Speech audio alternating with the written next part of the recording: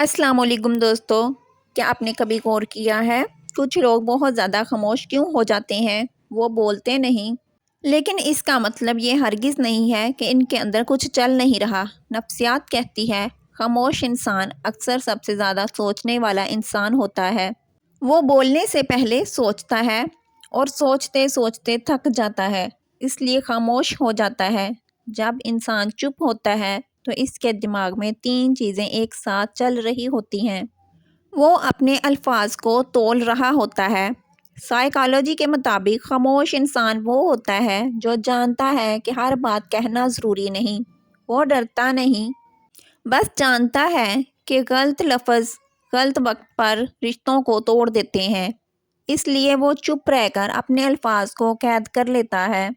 وہ دوسروں کو سمجھ رہا ہوتا ہے۔ خاموشی اکثر کمزوری نہیں بلکہ مشاہدہ ہوتی ہے۔ خاموش انسان لوگوں کے لہجے، آنکھوں اور رویوں کو پڑھ رہا ہوتا ہے۔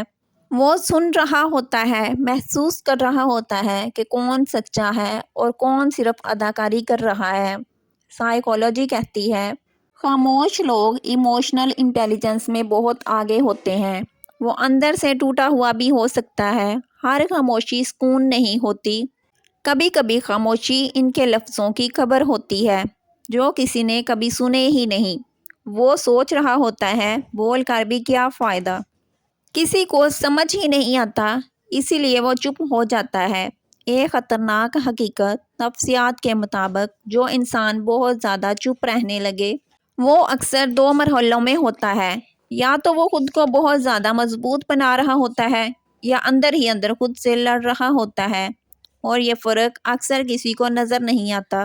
خاموش انسان کیا نہیں کرتا؟ وہ شور نہیں مچاتا، وہ بحث نہیں کرتا، وہ خود کو ثابت نہیں کرتا، کیونکہ وہ جانتا ہے جو سمجھنے والا ہے وہ خاموشی میں بھی سمجھ جائے گا۔ آخری بات، اگر آپ کے آس پاس کوئی شخص اچانک بہت خاموش ہو گیا ہے تو اسے کمزور مت سمجھیں۔ شاید وہ بہت کچھ سہ رہا ہے یا بہت کچھ سیکھ رہا ہے، کیونکہ خاموش انسان اکثر سب سے زیادہ گہرے ہوتے ہیں۔